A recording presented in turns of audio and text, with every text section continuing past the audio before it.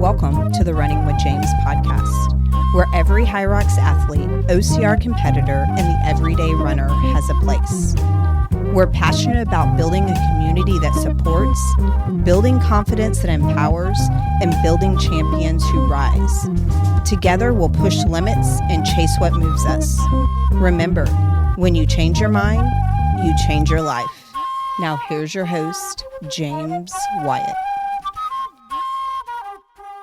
And, when I would start to get sick, I'd feel myself getting sick, it would inevitably be like on a Friday or Saturday. And then I'd have to sing on Sunday. And I might be okay. I'd be fighting it. And then the moment after I get through with worship, like that evening, it comes for you. It's just like hits me like a ton of bricks, And so, I've learned now that if I'm feeling kind of like that, I'll be like, hey, I can't sing because I'm getting sick or what have you. And it's crazy. I get over it much, much quicker. So, the human body's amazing. We get those messages all the time, or I know I do. But like people are like, oh yeah, I went and did my run today, but oh my God, it was so hot. I couldn't keep my heart rate down. I couldn't control my heart rate. So obviously there are things that affect your heart rate other than your mental capacity to use the force over it. That's what everybody's trying to do. It's like, you will go down heart rate. Yes.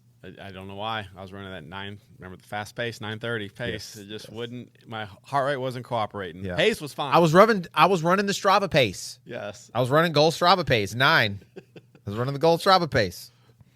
I was trying to be the segment leader. I was trying to be the FKT, fastest known time. Yes. Fastest known time for the 100 meters over the bridge on 249. What?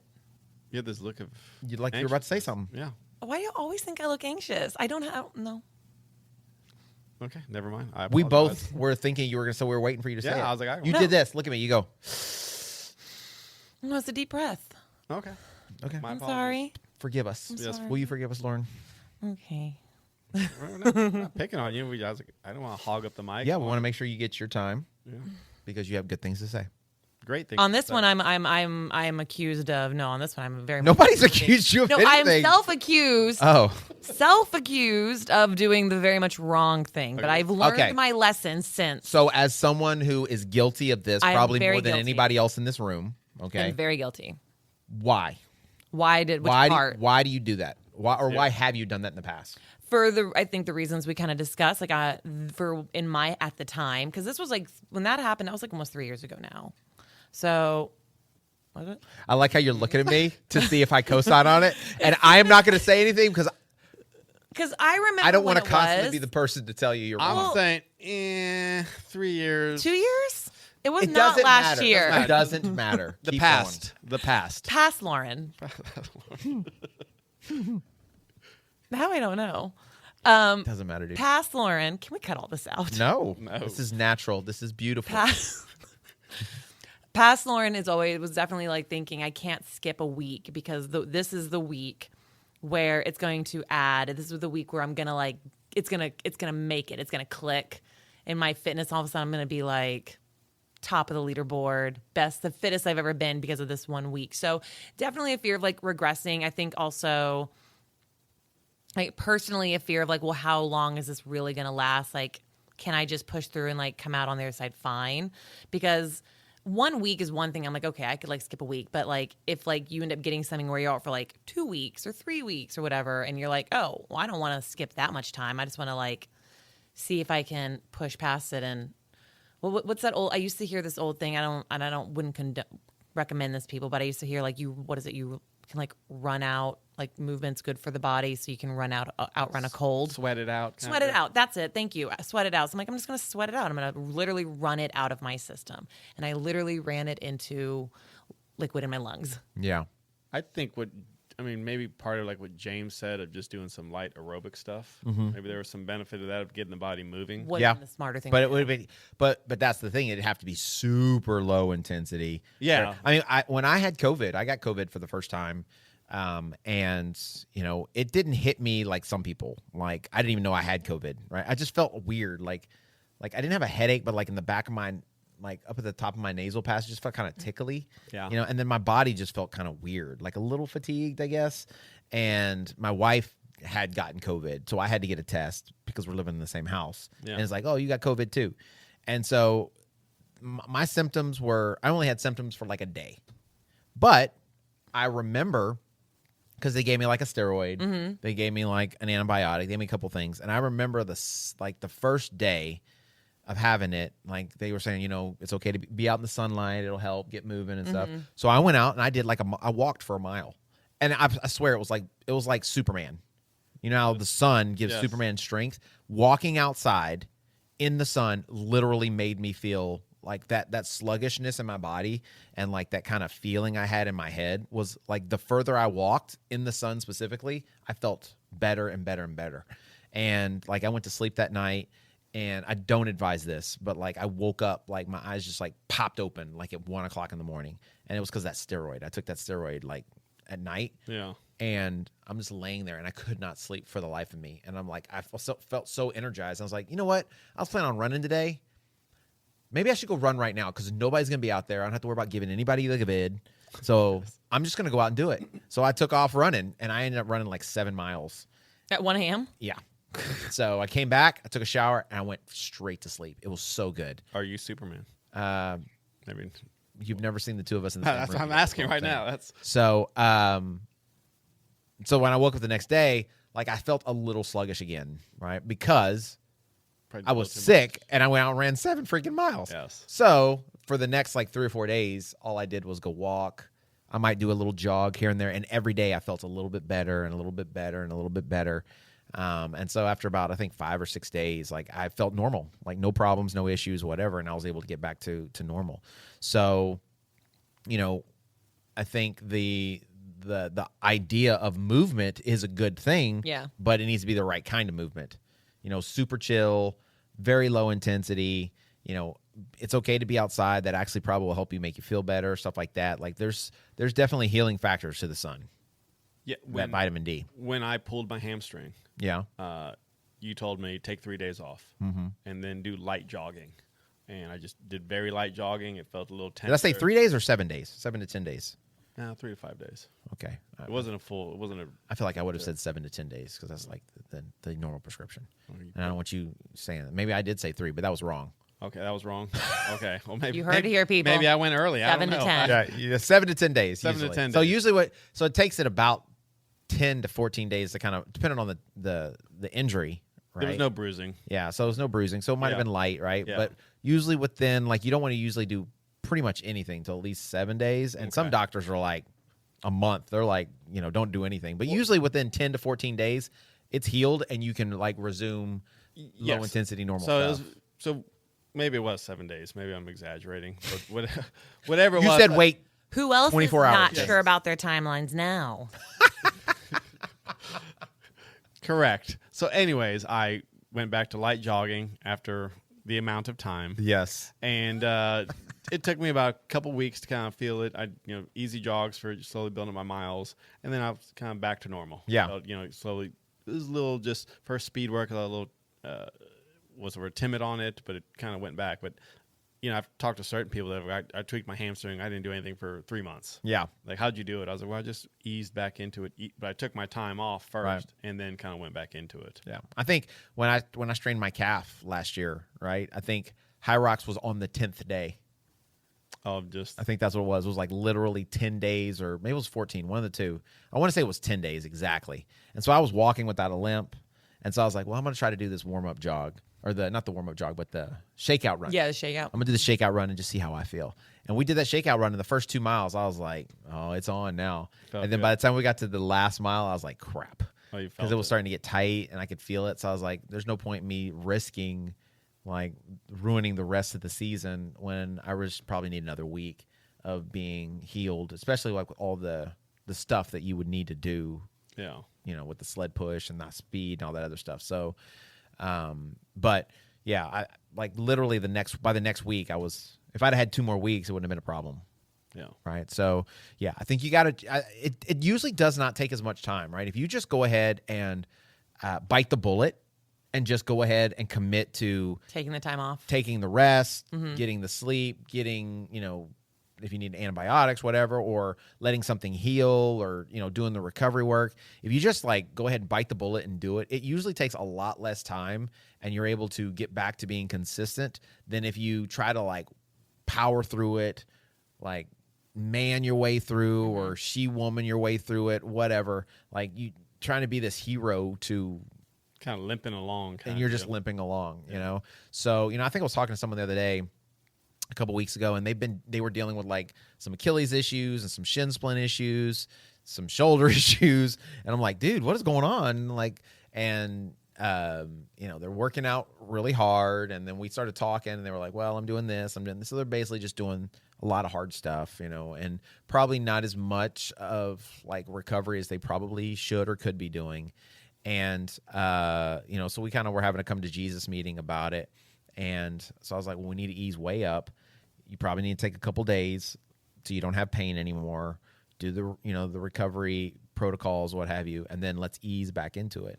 And so that was probably about 3 weeks ago or so. And so I was talking to him on Sunday, and I was like, how are you feeling? Now, I don't know if they were being honest or lying, because sometimes that's how they are. They're like, oh, yeah, I feel good. But then you're watching them walk away and limp, Yes. She's guilty of that. She's definitely guilty of that. I've seen her before. Like, she's looking. No, she's scanning. She's thinking. I'm thinking. I've seen her limp, like her hip, like do that like twist in her hip. And I was like, are you okay? She's like, oh, yeah, I feel great. I was like, nothing's bothering you? She's like, no, I feel good. And then I'll see her like grimace as she gets up or something. This is in the past. This is 3-4 years old ago, Lauren. I'm sure. This is 2 or 3 years ago. Okay. This is laryngitis. This isn't you. This right? is okay. Yeah. So, but. Yeah. Oh, I did have a lot of hip flexor issues. Yeah. So, yeah. But like they were like, no, I feel good. I'm feeling good. I was like, Yeah. are you sure? And they're like, oh, yeah, I'm feeling great. I had like a, what was that? Swagger. Yeah. That cowboy. Kind of hit John hitching Wayne. you I had a giddy up. John Wayne swagger to my hip. Yeah. Little hitching you giddy up. Yeah. Yeah, it definitely doesn't benefit you in the long run to push through people. No. I mean, because like you said, you're sick. Your body's working to already do one thing, which is fight off a bacteria or a disease or heal itself if it's like a strain or something. So your body's already putting its energy. Did it again. Count it. I didn't say anything. Body's already putting its energy into taking care of one thing, and then if you keep taxing the body, then it can't put the energy properly into fighting or healing. It's also trying to regenerate the work you're doing. Mm-hmm. Well, what I like to do is the good general rule I like to go by is the neck rule. Okay? In other words, if it's above the neck, so like maybe a light headache, nasal drainage, stuff like that. So stuff above the neck. So maybe a light cough, not a 4-month cough, right? But like a little itchy throat or whatever. Like a deep wet cough, guys. No, not guttural. Then light activity. Okay. Very chill, very easy, nothing intense, but you can still move. Maybe ride the bike, super low, short zone 2, right? Below the neck. So that would be like congestion, like actual drainage, sickness, like you're puking, Yes. stuff like that. Or, The jitis. well, I meant like you mean the runs? like mud butt, yeah. Yeah, runs. Oh, Yeah. Giants. Oh, that's horrible. The runs. Yeah. Then Don't be running with the runs, guys. rest. No running with Like the runs. hard rest. That's not nice. Just sleep, stay in the bed, take the time, minimum 24 hours, if not more, until you feel better again so that you can get over it as quick as possible. So that's what I like to go by is what we call the neck rule. So above the neck, if you have the issues, very light. Activity's fine. Get it. Don't be doing like a hard freaking workout training threshold session. From say the neck down, if you have issues, just take off. Don't worry about falling behind. Don't worry about getting unfit. Take the time and get better. I'm gonna be honest. When you said above the neck, I'm like, what are we talking about? Like someone's just a little sad or something like that. That's what I thought. Huh? When you said like above the neck rule, my thought was like, I immediately thought you were talking about like someone just being like a little sad. If you're just a little sad, get out there and work out. Okay. Yeah, I don't understand. Those endorphins will Like help out. mental. I understand health. what you're saying. The joke is mental health. But I don't understand like We're good. Carlos got it. I got it. Carlos well, followed. as long as one of us did. Yeah, Carlos got it. Don't even try They to- got it. You didn't get it. I can tell. I'm looking at him right now. That dude right there just went cross-eyed. I can see it. It's all right, bro. Down in the comments, just say, yes, I went cross-eyed. I don't get it either. So Support me. this is really good. Kids are back in school, coming back with They're all getting sick. grimy These little diseases. clowns, yes. Yes, they're They're little Petri cesspools of dishes, Petri yes, dishes, yes. yeah. I just recommend putting a hand washing station at your front door great idea. and make sure they hand sanitize all the time. Well, literally gross. today during the workout, I was sitting at my desk and this little child came right next to me and just tapped me on the shoulder. And I looked down and she's smiling at me and I was like, hey, how are you doing? I was talking to her. Just snot, just right across her face. Oh, we know who Just that right was. there. That's mucosa. And so Yeah. I was like, hold on just a second. So I happened to have a napkin and grabbed it. I was like, let's wipe that off of you. You want to blow? And so I wiped it. And then after I took it away, she goes, I was like, well, we were supposed to blow in the napkin. And she just kind of looked at me and giggled and smiled. And I was like, all right, do you need anything else? No. And then she just walked away. So I was like, thank you for sharing your grossness. Yeah. I love children. Yeah, I had boogers all over me today. Yeah. Well, of course you did. Yeah. Yes, Yeah, you definitely had them on you. Yeah. You were like the daddy daycare, literal daddy daycare. I'm immune to it now. I built up my immunity.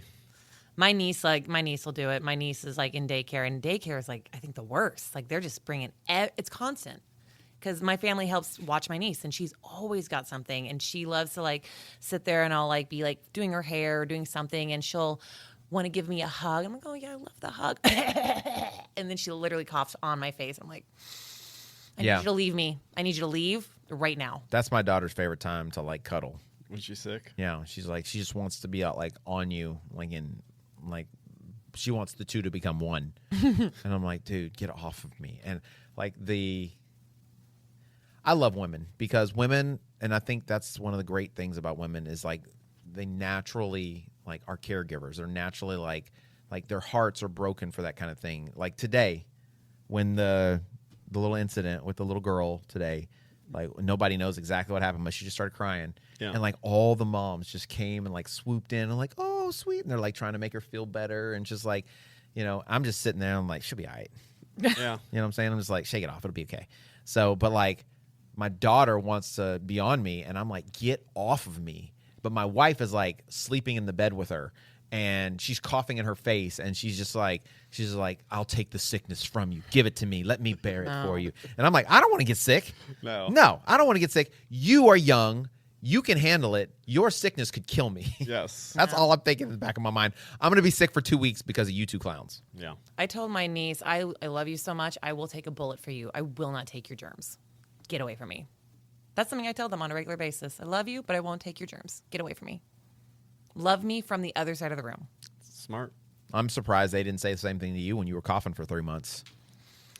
They say Hey, all Aunt sorts Lolo. of savage things. You. They say all sorts of savage things to me all the Aunt time. Lolo. Yeah. That's just Lolo. Lolo, are you dying? No. Sweetie, Is I'm that not what they asked dying. you? They asked me all sorts of crazy savage stuff. Yeah. My one of my 8-year-old nieces, when she was visiting from Colorado recently, she goes, because Mabel's our youngest one, and she goes, and Mabel's gonna be 3 soon, and she goes, I love being around Mabel. She's just so cute. I'm like, yep, she's a cute. And she goes, Lolo, when are you gonna pop out a baby so we got another one in the family? I was like, all right, thanks, kid.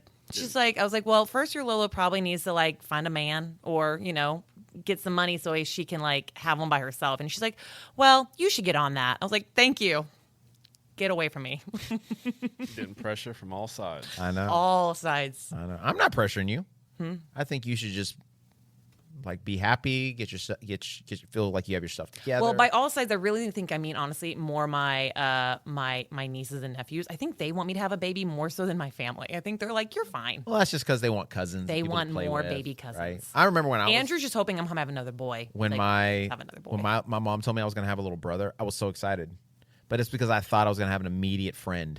I didn't realize it would be like a little baby that I was going to have to take care of. Yeah. And he would be for the rest of his life. for the rest of his freaking life. Exactly right. So Literally. like it didn't really pan out the way it was in my mind. So that's what they're kids. Yes. They're thinking this thing's going to show up and they're going to be playing freaking Barbies. Awesome. Actually, I don't know why I just thought about this, but my little nephew came over the other day to our house and he wanted to play a video game or something. And Olivia was so mad because she wanted to play. And so he's like, fine, I'll come play with you. And so they went into her room. And he's like, what are we going to play? And she's like, here, take this. And it was a Barbie. And she's like, we're going to play Barbies. And I'm like, I'm laughing so much because he's like, he does not want to play Barbies. That's the last thing. She could have played anything, but the one thing that she wanted to play was the one thing he doesn't want to do. And she is forcing this dude to play freaking Barbies. And he's like, I don't want to do this. He literally is like, this is girl stuff. I'm a boy. I want to play boy things. And I was just listening to the whole conversation in the other room, just like cracking Did up. she stand her ground? She sure as heck Oh, did. wow. She was like, if we're not playing this, we're not playing anything. Oh. And he's like, fine, I'm not playing anything then. And then eventually he started playing. Ah. I was gonna say that sounds like how my nephew would do it. He would kind of like resist if like his sister wanted to play Barbies, but eventually he'd probably come back because he realized he has nobody else to play with. But it wouldn't just be like Barbies the way she wants to play it. It'd be like, this is Ken from outer space, and he's here to fight the aliens, and everything becomes a bloody, gory mess. Yeah, he pretty much was like trying to murder Barbie. Yeah. I could hear him in the other room. That's how it becomes. Like there's a Ken becomes a very dark individual. Yeah. He's not Dexter. dark. He's just Oh, I'm talking my nephew. he's just My nephew will get dark. he's just aggressive. He's just Boy. He's just a boy. Boy. Fighting wars. That's what we do. Yep. That's what we do. Take Like- sticks and turn them into guns. Yep.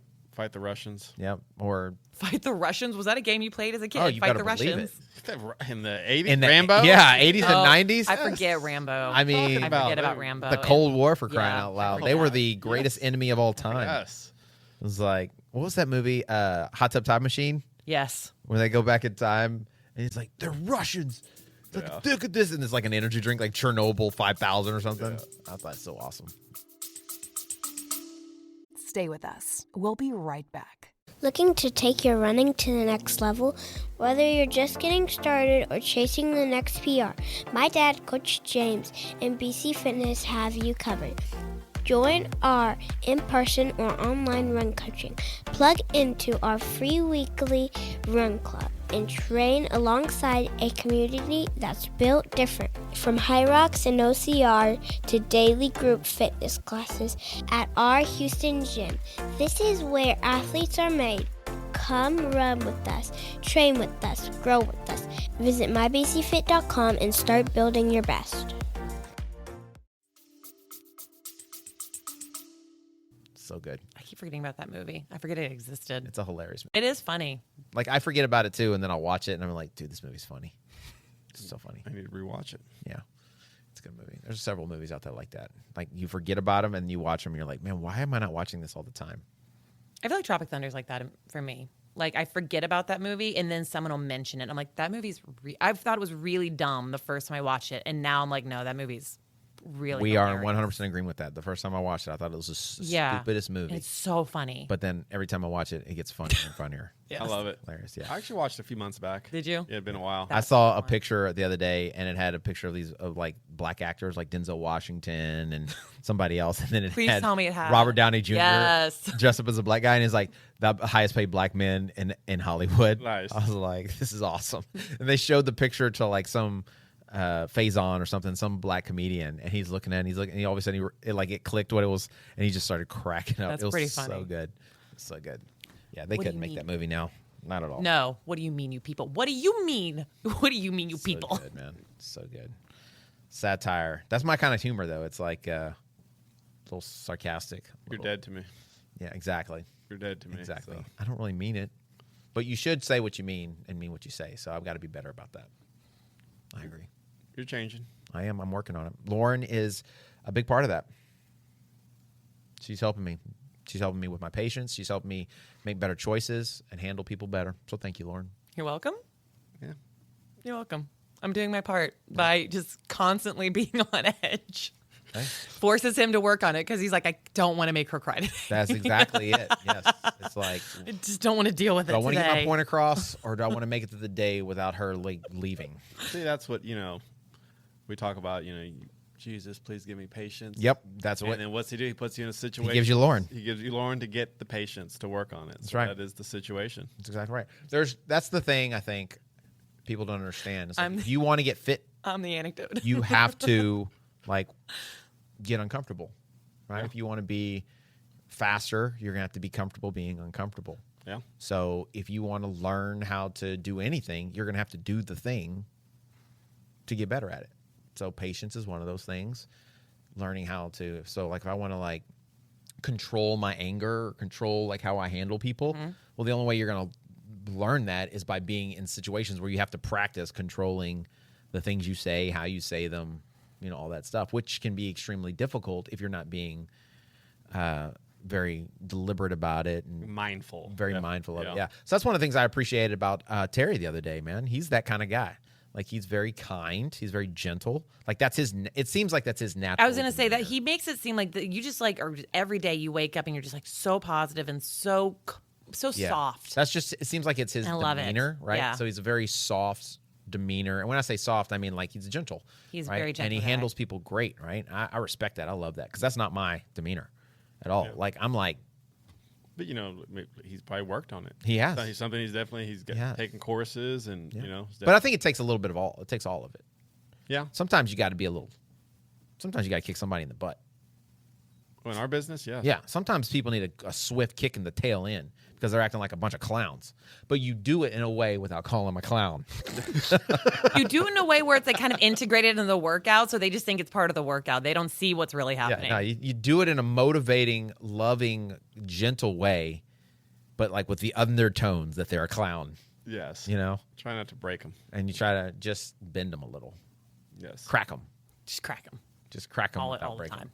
All the time over here. Well, we know. That's not my fault. No, we're talking about her with your client. Oh. Talking about Melanie? Yeah.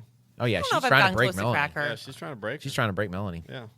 Yeah. She would probably say I'm trying to break her when we do the speed We were work. running on Saturday. When we do the speed work. On she would probably Saturday agree. morning, we were running easy, right? And so I was running pretty slow. I think it was like Melanie and me, and I think Flo had caught up to us. So we were just talking, like whatever. And she had taken off with the rest of the group. She was running at the front. And then I get like clicked in her brain that It did. I Melanie forgot. wasn't around her, and she turned around like she had to come save Melanie from me. And I was like, actually, I'm saving her from you, freaking. Well, I got slave excited driver because over I here. was I was talking to Tommy and Jess, and I didn't realize how I'd picked my pace up because we got involved in a conversation on something. And before I turned around, did it again, and I turned around and I was like, I lost my Melanie, and I realized she was way back there, and I was like, I felt bad. I was like, oh no, she's gonna think I abandoned her, so No, I had to she go didn't back. think that at all, actually. No, I know She that's was running fine with the group. And She was doing just fine. She was running easy, right? So, because y'all had taken off and left and then slowed down. Did you think that, or did you think Melanie escaped? no. I thought I felt bad that I let her go. I seriously felt bad that like I abandoned her because like I'd been sticking with her like on all the Saturday runs. But why would he be abandoning her? That's just I don't know because it's not my place to talk from her point of to tell her story What was your on point here. of view? Well, that's what I'm saying. Why would you think that? You weren't asking her point of view. We want your I point of think view. so. I think sometimes as our run group starts to grow, obviously, like you're developing all these people are developing all these different like paces and all that. So, I think I want to make sure that like whoever's at the back of the pack, or whoever needs to slow down because of heart rate, because I definitely like get onto her about her heart rate. I check her heart rate as much as you used to check mine all the time. Like it's not, when we're I've talking. stopped. Well, I know, but I now do it to her. Yeah. So if I think she's running too hard, I'll have her slow down, and that might mean that we have to walk some. That might mean we are literally just barely a step above, a walk, and I don't want her to feel like, well, everyone else is doing a faster pace than me, and I'm just by myself. So I'm like, I got to make sure whoever's at the back doesn't feel like they're being ostracized because they can't keep up with people. Yeah. Well, I'm going to say this very publicly. I feel like I say it every Saturday anyway, or every time we get together, right? Tuesdays, case in point, is a perfect time. You leave no one behind. You say it. I say Start it of every all the run. time, right? All you got to do is say, hey, guys, slow down. Actually, we were running, and there was a group behind us, and I saw they were kind of back, and so I kind of slowed down to let them catch up. And I did that a couple times, and then we were running, and we had to run a little bit further, and I didn't know they were still with us. So we kept running, and then we turned around, and as we turned around, we passed them as they were coming this way. And they were like, or not both of them, but one of them was like, thanks for waiting for us, guys. I was like, well, you could have said something. We didn't even know you were still running with us. You could have asked us to slow down. We would have slowed down instead of yelling at me and being angry with me like I did something like abandoning people, because that's not my MO. It's not how I try to do things. No, I don't think that's the case. So I don't think she's gonna care that I don't think she's gonna care Maybe if I she say can this. tell her. You don't have to put her. No, I don't think she's gonna care, but she did. Probably should ask her just in case. I don't know. I don't want her to get her feelings hurt. She's not gonna get her feelings hurt. Okay. She's not. Because it was something she kind of confided to me, because I did tell her, I was like, we can ask him to slow down. Mm-hmm. And this has been like, and I've actually heard this from other people, not just her. Like someone said, I don't want to call attention to myself in a group. Because even though like one or two of them might be okay, they're always a little worried that there might be other people in the group that are like, oh, we got to slow down because of this person, or my run's going to take that much longer. Yeah, but those people can go. And I said that. I've said the people who are faster can slow down, who can go faster, and the people who are okay with slowing down will slow down. And it's just more of like, it's I don't want to call attention to me. For anyone listening, that's all it is. We're not like going Mount Everest. We're all tethered to each other. Yeah. We can go all different speeds. Yeah. Yeah. And what I found just in my experience, usually what happens is there's probably people running too fast and they need to slow down. And so when someone is willing to say that, it gives the rest of the people permission to slow down. Yeah, I would agree. Right? I cannot tell you how many times, and on Tuesday was a perfect example. Like I wasn't in the front because my daughter was with us, right? So I was kind of toward the back, and they were running at least a minute a mile faster without me up front. And I can guarantee, because when I am running up there that slow, I'm like, what's your heart rate? And they're like 165, 175. And these are young people. Yeah. And so like that doesn't necessarily mean that the heart rate's too high, but it's higher than it should be. And if it's in your lactate threshold, well, the point of that run is just a warm aerobic, right? It's just a warm up. It's super, super chill. So you don't want to be that high. And if you are, well, it's probably because you feel good because we haven't been doing anything. And that's why but the point is not to have your heart rate that high, right? So like when my heart rate's 114 and I'm able to talk and you're over here breathing heavy, it's okay to slow down. It's not gonna, I don't mind, And so I think what it does is like, it gives everyone else the permission to slow down so they don't have to be like, yeah, my heart rate's 160 or 180 or 190. I mean, I use you as an example all the time. I was like, when James is out there running with you guys and whether it's slow, do you think he cannot be running at a 9-minute, 8-minute aerobic pace?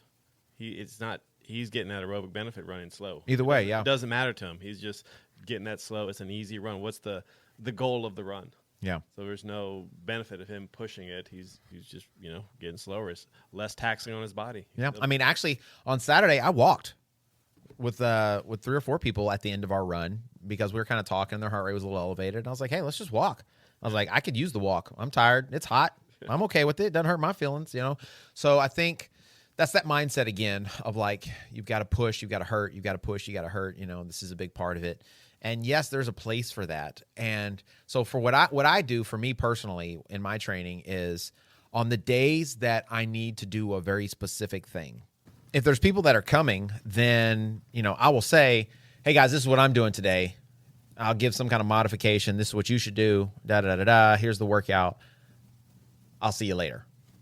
If it's a day where I don't have a very specific thing I need to do, well then, hey, we're running easy. We'll stay together. If you're falling behind, say something. So, I always try to be like pretty open and upfront and let people know what's going on. So, and I understand. I get where you're coming from. But I would just encourage people that it's okay. Right? It's okay because I guarantee in a group our size, there are probably 3, 4, maybe even 5 different groups that could run together. Yeah. But nobody will know that if people aren't vocal about it. Yeah. You know what I'm saying? So everybody's just going to try to stay with the front group. Yeah. Or what I love more than anything else is they'll wait. What they'll end up doing is they'll wait for the group to leave, for 2 or 3 groups to leave, and then we'll all just run the same pace 30 meters apart. Yeah. That happens often. That's what I love more than that happens a anything lot. else. It's like we're running the same pace, guys. Why don't we just do it together? So it's funny. People are funny. So they either want to go too hard or they're scared to say that they need to go easier. Because I don't know. I mean, do they feel like they're going to get judged or what? Or they just don't want to be a burden? I think it's a combination of both. I think it's a combination of both is they don't want to be a burden to other people who are maybe on a time crunch. And I think they don't want to, they don't want to feel like, again, embarrassed because they're like having to literally make an announcement to a bunch of people like, hey, I'm slower. I need everyone to slow down for me. And it's that drawing attention when you don't want to draw attention. Yeah. You just kind of like want to work. You almost like want to do your work silently and like just hope somebody notices. Yeah. Well, I mean, the group that we're trying to create, I think there might be some people that might have that kind of attitude. just because we have a pretty good sized group. So there's definitely probably folks who are like, oh my God, I got to slow down for these people. Sure. But if they feel like that, they can go and run on Yeah, their own, or they they can can do just their own not. thing. They can just not run with our group because they know. Well, I have a suggestion. Yeah. One thing I learned in kind of, group coaching, here's all the workouts. If you need any modifications or need to be slower on the runs, just come see me on the side. You don't have to make an announcement. Just come run up to one of the coaches. Hey, I need to slow down a little bit. Well, you don't have to announce it to everyone. Just go to the coach. We're not going to make a big, we're slowing down for Lauren, just. Yeah, I mean, I would say that. Yeah, well, for Lauren, yes. Anyone else, no. Yeah. Thanks, guys. I Thanks. wouldn't do. I'm just kidding. So Yeah. what I will usually do, actually, because you bring that up, that's actually what I'll usually do. Is if I feel like somebody's running too fast, or I feel like I'm hearing like whatever, I'll just say, "Hey guys, can we slow down a little bit? I'm so tired." So Yeah. I'll just take the hit. Yeah. Because I probably am really tired anyway because I'm old. But then also because to me that's not a big deal if people think that we need to slow down because of me, because I've learned like the long run, the long easy run, or any easy runs we're doing, they're not the determining factor on my speed. Like that doesn't tell you that I'm slow or fast. Yeah. Right? Just because I can run a 9-minute pace during my quote unquote easy run, that doesn't tell you I'm fast. So my race paces, right? My PR times, or my speed efforts, those are the things. And that's honestly, and I know a lot of people listen to this podcast and I'm so appreciative of it, but I'm gonna be honest with you guys. If you are out running an easy pace, and your easy pace, say it's 9 minutes, because that's a popular number, and your heart rate is zone 4, zone 5, okay? You probably are not to the fitness level where you should be doing your speed work the same pace as me. Yeah. It's just that's what the numbers show, okay? And That's just, like I said, the numbers, the facts. It's just sports physiology. It's just how your body's made, right? So you're probably pushing yourself too hard on like the speed efforts if we're running together. If so, maybe you can do it, okay? But if you're understanding the point of the workout, right, you may be crushing your soul and be in zone 5 the whole workout, whereas like I'm on the edge of zone 4 for that workout, because the point of that workout is a lactate threshold workout. And so where you should be is probably slower. So if you look at a lot of the pace charts that are out there, they are based off of usually your easy pace. That's kind of like the ramp, the launching point. So usually you find, okay, here's my easy pace now. Maybe here's my goal race pace. How far apart are those two? And you see, okay, I'm 4 charts below. And that can kind of give you a little bit of direction on how long it might take you. Or like, okay, well, maybe let me hit the next the next pace chart above to start working on that. And when I can be consistent in hitting all those paces, then I'll do the next one. And when I'm consistent with hitting all those paces, then I'll do the next one to work your way up to whatever your goal pace is. And so, if you're running, a 9:30 pace and your lactate threshold, well, then you trying to go out and do, 4 sets of 800-meter repeats, or trying to go out and do 10 400-meter repeats or whatever at a pace that is far beyond, well, you're not training the proper energy system. So you're probably setting yourself up for like injury, number one, but then also like you're probably setting yourself up for a fall, because now you're going to be thinking, oh, well, I can run a 250 marathon, or I can run a 310 marathon, right? Because I can run 10 400s at a 520 pace or a 510 pace. And that's not really... I see a lot of people, just to kind of maybe play devil's advocate. Like, how would you... I run fast. Say I run, not me personally, just as an example. I just went and did a 8-mile run at a 7:30 pace. Okay. Just my 8 miles, but my heart rate was blasted, but I'm fast. Yeah. So what would you say to that person? Why would I need to slow down? Stay with us. We'll be right back. Hey, quick question for you. Are you someone who wants to be fit, healthy, and happy? And what if I told you you could get your dream body by simply just listening to a podcast? I'm Josh. And I'm KG, and we're the hosts of the Fit, Healthy, and Happy podcast. Listen, we get it. Fitness isn't easy. Carbs, no carbs. Just stop, okay? It doesn't have to be that complicated. And that's why we made this podcast. We get straight to the facts so you can become your best you. So the way to check us out is click the link in the show notes or search Fit, Healthy, and Happy podcast on any of the major podcast platforms. We'll see you soon. Well, the first thing I would tell them is, did you run 7:30 the entire time? What? Did you start faster and finish slower? Did you start slower and finish faster? What happened at the end of that 8 miles? Like, were you running 8 miles just because you wanted to run 8 miles? Was it a race, or did you stop the 8 miles because you were busted, you were exhausted? So it will be follow-up questions. Okay. And then I would also explain to them, 8 miles is not a marathon.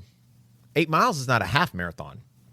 And so in a half marathon, the race doesn't start till mile 10, in my opinion. If you are doing any type of halfway decent training, most people can run pretty consistently to about mile 8 to mile 10. And then something crazy happens. It's called a wall. And if you're pushing and trying to do your best, you're going to hit that wall. And your training and wherever your fitness is going to dictate what happens after that. So those last 5 to 3 miles. Okay. Well, in a marathon, the first 13 to 20 miles should be easy. You should be able to run that pace without a shadow of a doubt, no problems. The race doesn't really start till mile 20. So it's really just a 10K with a 20-mile warm-up. And so I can't tell you how many people are like, oh, yeah, I was on pace till mile 17, or I was on pace to mile 20. Because in your mind, you're thinking, well, I made it most of the way. But the race is not 17 miles. The race is 26.2 miles. So if you were on pace for a 3-hour marathon all the way up to mile 17, but you ran a 3:45, well, your fitness is not a 3-hour marathon. Your fitness is a 3:45 because that's what you ran. Yeah. So there's genetics that are involved. So there's plenty of people that are fast, like naturally faster on shorter distances. And that has a lot to do with their age, their aerobic capacity, their muscular strength, or what have you. But then they're going to have this huge drop off the further you go because you haven't developed the endurance and the aerobic capacity. Perfect example. There's a guy that I know that we trained together for a while, and they were getting fast, right? Because they basically were just piggybacking off of everything I did. They just, whenever I went and ran, they ran what I ran. So they were getting all this fitness based off of what I did. And then something happened, and they wanted to show me that they could run just as fast or faster than me without my help. Okay. So they started training themselves. Okay. We were both going to run a marathon, the Houston Marathon. So we get out there, and so I hadn't seen him in months. And I saw him at the thing. I was like, hey, what's going on, man? I was like, what's your goal? And they were like, oh, yeah, I'm going for like a sub 3, I think is what they said. And I was like, oh, dang, man. All right, that's me flying. What's your pace? Because I just wanted to see. That's always a question I ask, to see if they even know what that pace is. Yes. And they're like, oh, I'm just going to run as hard as I can until I can't anymore. I was like, okay. Got him. So, but like they took off and they ran a 1:28 or something like that, 1:29 half marathon at the half marathon point. So they were crushing. On pace. They were on pace and they were flying. And then something happened around mile 15, right? And there's a picture actually I've seen of them, and they're holding the back of their leg, and their face is like, because I guess they were cramping up or whatever, right? So we started at the same time. They ran their half marathon. I think I ran a 1:32 for my first half of that full. They ran a 1:28 or whatever it was. So a good 4 or 5 minutes faster than me, something like that. And I don't remember passing them, but my marathon time was like almost, I think, 25 minutes faster than theirs was. So, you know, they had the fitness for a half marathon, and they're faster than me. I mean, they have a lot more capacity than I do to be faster because they're a lot younger. Yeah. Right? Whatever. So, but ultimately for that particular distance, they had not trained where they needed to be to run even run what I was running, much less what they were trying to run. So the further the distance, the bigger that's going to be. And I don't want to hurt anybody's feelings. And I think I've said things like this. 7:30 is not fast. Okay? 7:30 is not fast. 9 minutes isn't fast. 7:30 is not fast. 6:30 is not fast. Because there's somebody who can run faster. So what you're not trying to run a quote unquote, there's not a pace that is fast. Okay? What you're trying to do is you're trying to improve your overall capacity. And so people have these like arbitrary numbers in their mind that they just, at one time for me, running a 7:15 pace was fast. I mean, that to me, Tommy and I were actually talking about this, the pond around the YMCA. Yeah. When we were getting ready for our very first High Rocks, we would do 1K repeats around that pond. I remember that. On Thursdays, we would go out there in the afternoon, like 3 o'clock in the afternoon, and we would do 1K repeats. And I think we got up to like maybe 10 or 12 repeats. And we were like crushing these workouts. We were so proud of ourselves. We were killing it. Do you know what our pace was? What? 7:15. 7:15. 7:15. And we were flying. We thought we were flying so flippin' fast at the time, right? Because it was for us. It was very fast for us because it was faster than we'd ever ran before. Yeah. And I was like, Tommy, do you realize like we just did a workout where we did like 1,000-meter repeats, did a bunch of freaking lunges and burpees and bleachers and freaking thrusters, and then we ran another 1,000 repeat, and we did that like 5 times. Yeah. And we were running a 6:30 pace. So we're running 45 seconds faster with all this other extra stuff in it. So we've gotten significantly faster. But even now, that's not fast, but it's fast for us. Yeah. So like instead of having these arbitrary like, oh, I'm fast, that's a mindset where like basically I don't need to listen to you because I'm already at a level above you. Okay. That's what I hear. It may not be what they're saying, but that's what I hear.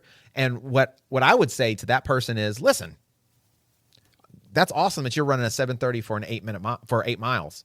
You could run a 6:30 for 13 miles if you actually would take a step back, run slower, build the volume properly, and within 6 months to a year, you could be twice as fast as you are now.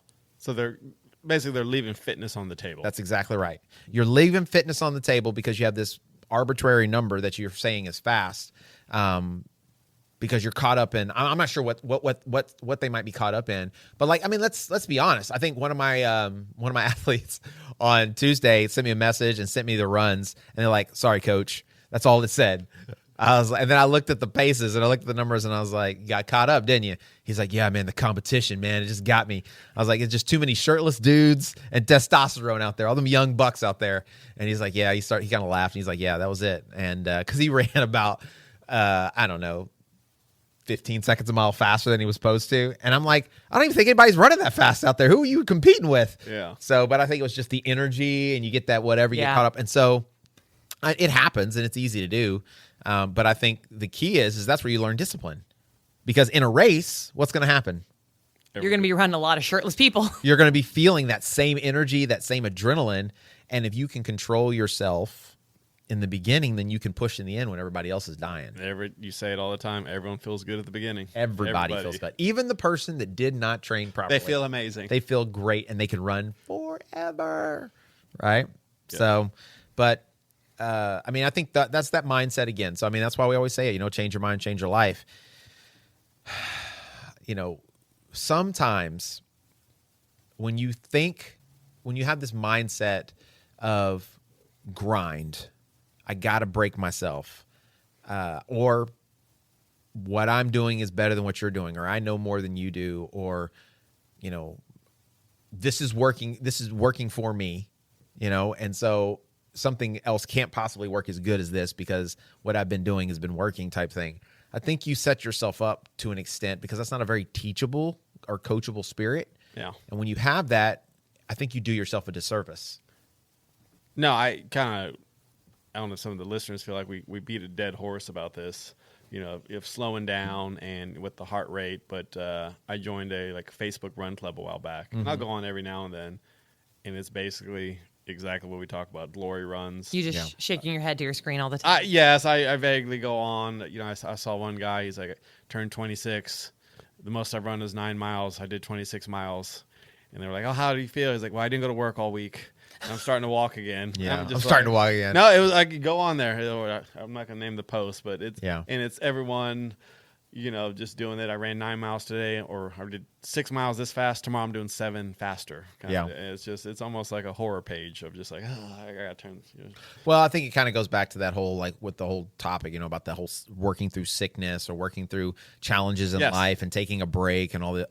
It's that mindset of longevity. Yep. Longevity. It really all comes down to, in my opinion, what can I do and what type of habits can I create that I can have for the duration of my life, or, over these next years or 10 years, 5 years, or what have you, that's going to improve me overall, rather than that very microwave mentality of what can I do today to get me what I want today. And if it's that, that dopamine hit or whatever of like, I'm fast and I'm awesome, that you get every time you go out and run fast with people, okay, that's fine. That's okay. There's nothing wrong with that. If that's what you're living for, then go for it. Okay. Yeah. But also don't be disappointed when you don't hit your goals. Don't be disappointed when like I don't know why this number, I feel like I've heard this number a lot, but like sub 3 marathon. I've heard that number a lot lately. A sub 3 marathon? Yes, a sub 3 marathon. I've heard that number a lot lately. That's a lofty goal. And some of the people, I don't know how many marathons they ran, right? Maybe they have ran them and I just haven't asked enough information, right? So I've been trying not to do so much like unsolicited advice type situation, right? Because we have a lot of new people, right? And I don't want to like overstep my bounds. And so, but a sub 3 hour marathon is really hard. That's really fast. People are not everybody and their mama's not out there running sub 3 hour marathons, right? And I think the number is there because people want to qualify for Boston. That's a big goal. And I think that's a great goal to have. I think that's awesome. But there's a reason why people train for years to qualify for Boston is because it's so hard to qualify for Boston because the numbers are so freaking fast. Yeah. And so, it's great to have the goals, but don't just have this like goal and just think you're going to will your way to the goal. You have to do the right things. And then you also have to test yourself to see, am I on the right path?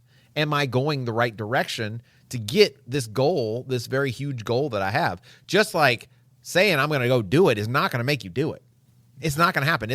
I'm all about like speak things into existence. I'm all about like claim it. But you got to like do the efforts and the work so that your body can adapt and change so that you can actually be able to go out and do it. Point A to point B. If point B is where you're at now, it's gonna be steps. There's steps, specific steps, right? And then here's the even crazier thing. You could do all the right things fitness-wise and still go out there and not execute your race plan, or the weather may suck, or something may happen, and you still don't necessarily nail it. Yeah. And so if that happens, what are you going to do? So that's why I always think about like the real reward or the real win is what you do in the training, in the blocks, in the buildup. You basically, in my opinion, are getting a medal for what you did for the 6 months leading up to that marathon. You're not getting a medal for running the 26.2. The reward is for all the effort, all the early mornings, all the long runs, all the extra calories and, whatever you did to get to that event. That's the celebration of that. And so, the race itself is just like, hey, it's my test to see if I did the right stuff. Yeah. I had a blast training with Lauren today. That was a fun butt-kicking workout. I was trying so hard to keep ahead of you. You tried. You did good. I love that. You tried. Good effort. I did try. Just enough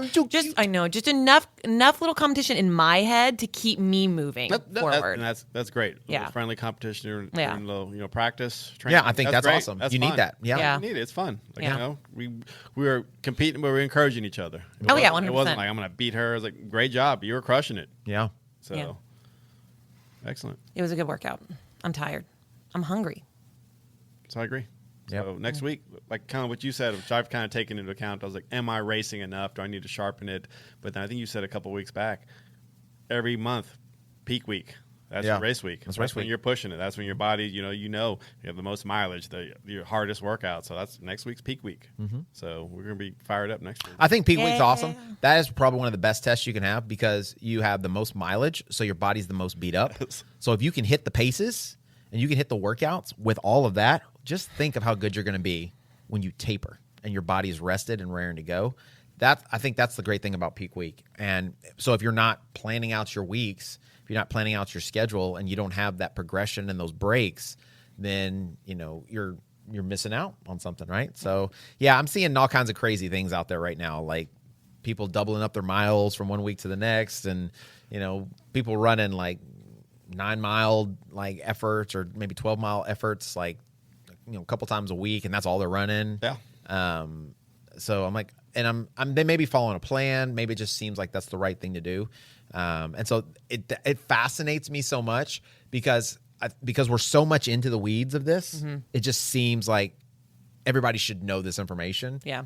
But like the more we get with newer people that are running, the more like I see, and kind of I'm hearing some of the training things people are doing, I realize it takes me back to when I first started learning how to run, that it's actually counterintuitive, and it's not like it doesn't make that much sense. So people are out here just trying to like, they're running until they don't feel good anymore type situation. And then it's kind of too late because you've done too much too quick and you hurt yourself, or you're tired, or you're beat up or something, instead of doing the progression where you feel, I've had athletes that came in and went from running 0 miles, like no miles at all, and ended up running 50, 60-mile weeks for their marathon. And the entire time they're like, man, I feel good.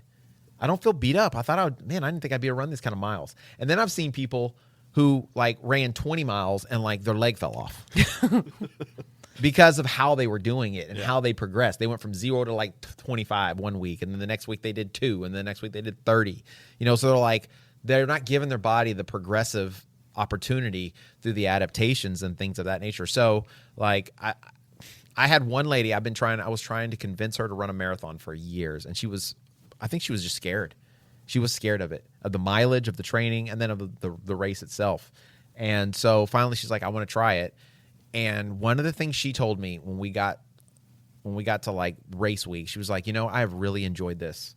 I really thought this was going to be like too hard for me to do. I thought it was going to be daunting, but the way we increased the mileage, like it didn't seem like I was running as much as I was running because we increased so slow and so easily. And she ran more miles than most people do. She got a half marathon PR on her marathon. I think that's a smart fear, though. A marathon is a long race. It needs to be respected. It's a big undertaking. Injured, you see people, I signed up for a marathon. I was like, do you know what that entails? Yeah. It's party's over now. You got to train for it. So there should be an amount of respect when doing a marathon, because that is something you can injure yourself. I'm sure you've seen many people. Yeah.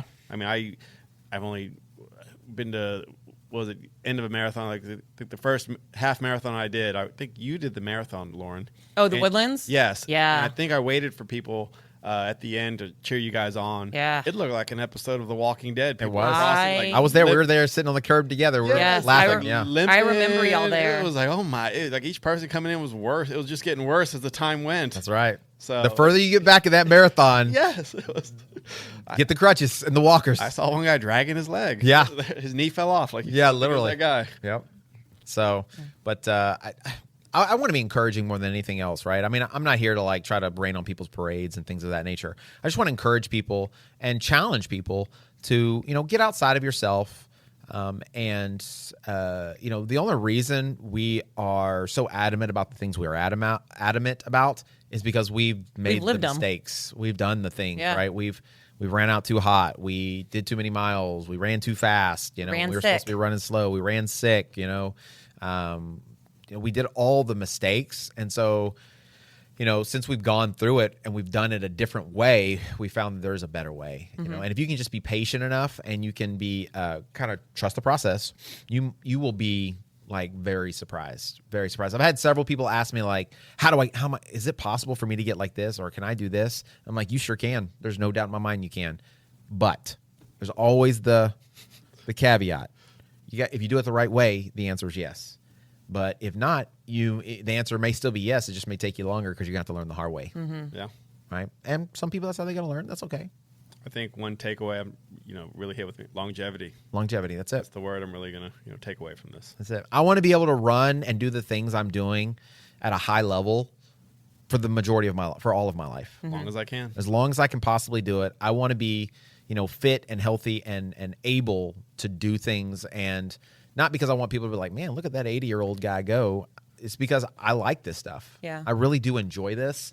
And it's nice to be able to do things and not worry about, is my hip going to fall off or something, and so I'm doing this. I'm in it for the long game. I was actually, speaking of long game, I was actually thinking about that on my drive home from our workout today. I was thinking about having conversations with people, and we see people coming in and out of classes, going out of training, and I was thinking about how people who, like High Rocks, for example, who wait till August to really start honing in on their high rocks training. And then they have these massive lofty goals. We talk about it all the time. They hurt a lot in between things. And I say I was thinking about people who, well, they train for these goals that are not very far away. So short term. And then once they hit the goal, they kind of stop until, I'm going to take like 6 months off. But I feel like the people who, in the long run, who train for the long game, they're not only getting better health overall, but they're making the most gains. They're performing the best at their races and events because they're not training just for the event. They're training for the long haul. Yeah, that's it. I think, a bright spot this season's been is the Sunday Run Club. Used to be heck yeah. Just the month of the race, it would get really packed, but now we've been seeing big through the numbers. hottest months of the year. Yeah, we've been seeing big numbers kind of all summer, so Yeah. that's kind of been a plus of, people are starting to, hey, I can't just train 1 month for this and be ready to go. They're 4 or 5 months in advance, or, a lot of people are coming out year round. Yeah. So it's cool. People are starting to train like athletes. They're starting to, I feel like they're starting to think of themselves as that. So whether they're racing high rocks or a half marathon or anything, I think it's just awesome that they're out there. They're out there doing it, right? Yeah. So, and you can see transformations in their body. You can see transformations in their attitude. You can see transformations in their confidence. And I mean, that just plays dividends like across the board, not just in fitness. It pays dividends everywhere. I had a young lady went back home, and I guess she hadn't been home in a while, and she's been training here for a few months, and her family's like, you look better than you did before you had a kid. That's awesome. And she came back fired up. I bet she did. She texted me from the airplane. Let's go! She texted me from the airplane. Are you doing class tomorrow? Nice. Like, yes. That's awesome. Are you on the plane? It's awesome. That's awesome. We're on the tarmac. I'm waiting. Did he board? I'll see you at the gym. That's awesome. Well, all right, guys, that's all we have for today. We appreciate you coming in. Thank you, Carlos, for your takes. Thank you, Lauren, as well. We want to encourage you guys to get out there, try something new, get out there, and make sure that you get a great group of people to do it with. You're more than welcome to join us if you are in the Houston area. We have the High Rocks Run Club, and we meet every Tuesday, every Saturday morning, and every Sunday afternoon. You can also be a part of the crew here at BC Fitness. We have classes every day, including High Rocks, and just general fitness and obstacle course classes as well.